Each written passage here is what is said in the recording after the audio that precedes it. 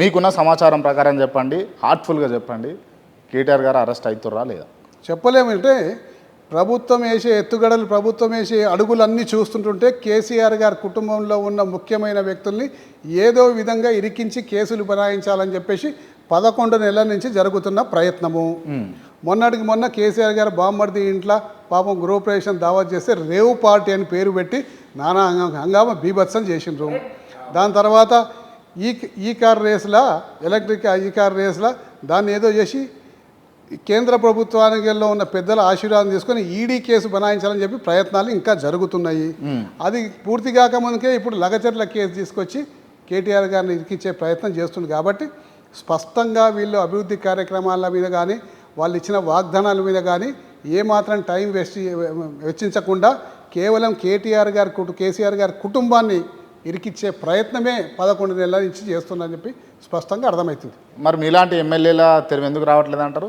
ఎందుకు రాలండి, వస్తారండి, చూడండి, కొద్ది రోజుల తర్వాత మా దగ్గర కూడా వస్తారు. హైడ్రా అంతటా తిరుగుతూ ఉన్నారు కానీ ఎల్బీనగర్కి ఎందుకు రాలేదని అంటారు? ఎందుకు రాలేదు, వచ్చిందండి, హైడ్రా వచ్చింది. మా దగ్గర మూసీ దగ్గర ఆర్బీఎక్స్ అని కొట్టిండ్రు, పెద్ద గొడవ అయిపోయింది, ధర్నాలు అయిపోయినాయి, స్ట్రైకులు అయినాయి, అన్ని ఏరియాలలో జరుగుతున్నట్టు పర్టికులర్లీ ఎల్బీనగర్ ఏరియాని ఎందుకు ముట్టుకోలేదు అని అన్నది. ఎందుకు ముట్టుకోలేదండి, వచ్చింది ఆర్బీఎక్స్ కొట్టింది. మీరు వీడియో చూపెడితే నేను ఆర్బీఎక్స్ ఎక్కడెక్కడ కొట్టిందో చూపెడతా అందరికి. ఇళ్ళ మీద కూలగొట్టిరా? కూలగొడదామని ప్రయత్నం చేస్తే అడ్డుకున్నామండి. అడ్డుకున్నాం. అంత పవర్ ఉందా సుధీర్ రెడ్డి దగ్గర? సాధ్యమైనంత వరకు మాకు శక్తి ఉన్నంత వరకు అడ్డుకుంటామండి. దాని పవర్లు అందాదా బ్యారేజ్ చేయరు. ఆయనకు అంత పవర్ ఉందా, నాకు ఇంత పవర్ ఉందా అనుకోము.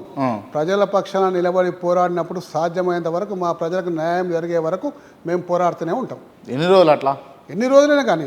నిజంగా ఇవి వట్టి మాటలా లేకపోతే ఏదో ఇంటర్వ్యూలు ఇస్తున్నాం మనం చెప్పుకోవాలి కాబట్టి మాట్లాడుతున్నారు? రాబోయే రోజుల్లో మీరు చూస్తారు కానీ, రాబోయే రోజుల్లో చూస్తారుగా. జైల్లోకి పోయినా, అరెస్టులు చేసినా, ఏం చేసినా, ఇబ్బందులు పెట్టినా, ఏం చేసినా ప్రజల పక్షాన నిలబడి పోరాడతాము. మూసీకి మేము అడ్డం కాదు, మూసీ అభివృద్ధి కార్యక్రమానికి మేము అడ్డం కాదు.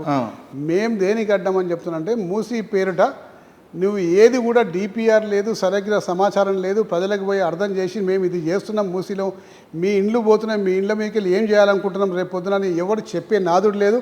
మీకు నష్టపరిహారం ఇంత ఇస్తాము, 2013 చట్ట ప్రకారం ఇస్తామనో లేకపోతే ఇంకే చట్ట ప్రకారం ఇస్తామని చెప్పే నాదుడు లేదు, ఏమీ లేదు.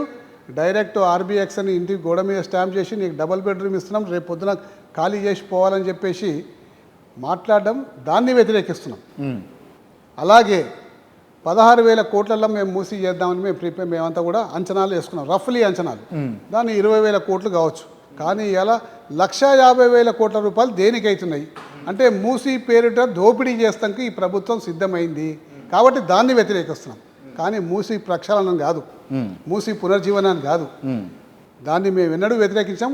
మొదలుపెట్టిందే మా మాజీ ముఖ్యమంత్రి కేసీఆర్ గారు మూసీ ప్రక్షాళన కార్యక్రమం మొదలుపెట్టిండ్రు. ఈరోజు 32 ఎస్టీపీల నిర్మాణాన్ని ఆ రోజు కేసీఆర్ గారి యొక్క గ్రీన్ సిగ్నల్ మేరకు కేటీఆర్ గారు 32 ఎస్టీపీల నిర్మాణాన్ని శ్రీకారం చుట్టిండ్రు. దాదాపు అన్నీ కూడా ఇంకా 1-2 మంత్స్లో పూర్తి అయిపోతాయి. 8 ఆల్రెడీ పూర్తి అయిపోయినాయి. అందులో 2 రేవంత్ రెడ్డి గారు ఇనాగ్రేషన్ చేసిండ్రు. ఎందుకు చేసింది అది?